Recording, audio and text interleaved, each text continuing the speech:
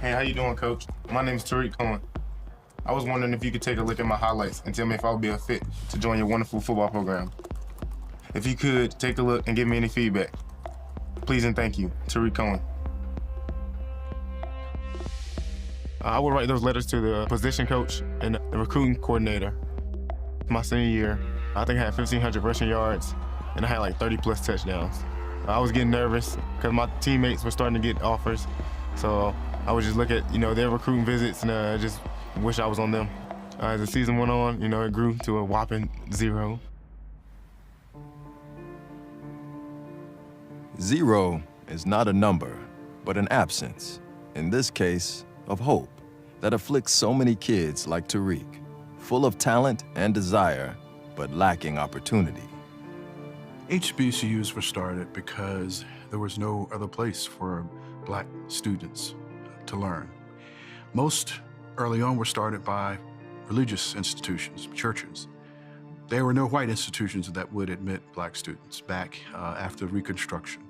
And so Black folk knew that they had to educate themselves, and so they started first at smaller schools, still even on the plantations, and then eventually they moved to campuses, mostly in the South, built those campuses through resources of their own, and started over 100 of these schools around the country.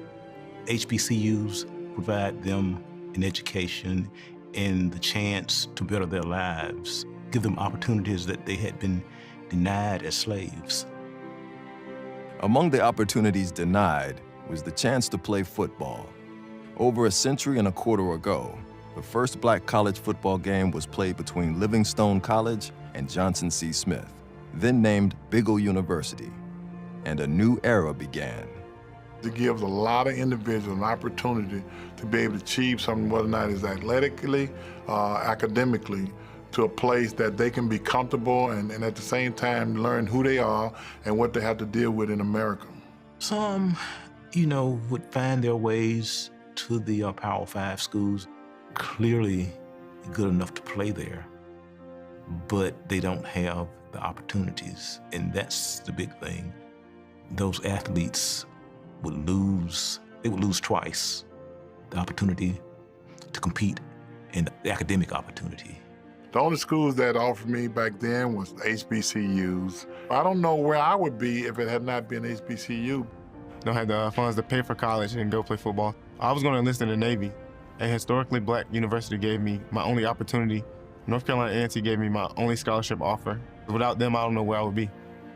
Wow, man, just to think that if there was no HBCU, make me tear up, because so many people I know and that means something to me attended HBCUs because they couldn't go anywhere else.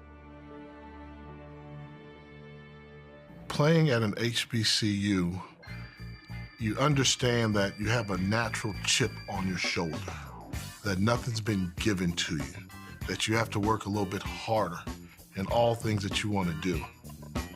The list of those in search of an outlet for their work ethic include more than players who likewise find their place and their purpose in HBCUs. Eddie Robinson, what he brought to the game was this idea of rigor, this idea of excellence. And if you wanted to be a great player and learn how to be a great player, then you wanted to not only go to Grambling, you wanted to learn what Coach Eddie Robinson was teaching. Eddie Robinson who made you understand that it's about being a good citizen, it's about being a good husband, a good brother, and being able to survive in this world and learn how to deal with people. Coach Rob used to tell us all the time that we can do so much with so little, we can almost do anything without nothing. In order for Blacks to survive in this country, we had to be resourceful and creative, and that just carried over when they went into coaching. Some of the innovative coaches include Jake Gaither at Florida A&M. He came up with the split line T. The linemen had wider gaps than normal. What that did is what teams are doing today, spreading the field.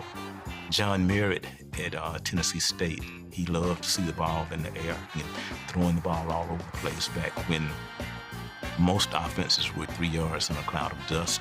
Willie Jeffries at South Carolina State, he developed the freeze option, and that was just a takeoff on the option play where instead of faking to the fullback between the guard and the center, the quarterback would fake to him straight ahead and then just hesitate for a minute. And that caused the defense to hesitate for a minute. And then the quarterback would run the option as usual. Of course, Archie Cooley at Mississippi Valley with Jerry Rice and Willie Totten, the quarterback, with what they call the satellite express offense. Bill Walsh kind of borrowed from Cooley's offense when Jerry Rice went to the 49ers, and that became the West Coast offense. The entertainment of HBCU football is not limited to the 4 quarters of the game, but is enhanced by what happens at every halftime. Halftime shows really, dominate the whole atmosphere at HBCU. The bands, the bands. We give them 2 shows. We give them one during halftime and we give them one during the game. We don't need the TV announcer to come to a game day experience when you're at a black college. All you need is the band and the dancers. I mean, those stadiums are electric. So when you're watching HBCU football, when you go to commercial break, all you're missing the bands throw down. The bands are a part of HBCU cultures because of the music, because of the dancing, choreography, and because of how music plays a central role in Black life. It tells our story. Ohio State got a lot of publicity with their band performance. They're good. They're not HBCU good. There is no way to quantify spirit, inspiration, progress, and hope. So instead, we just give thanks for the immeasurable contributions and influence of historically black colleges and universities to college football.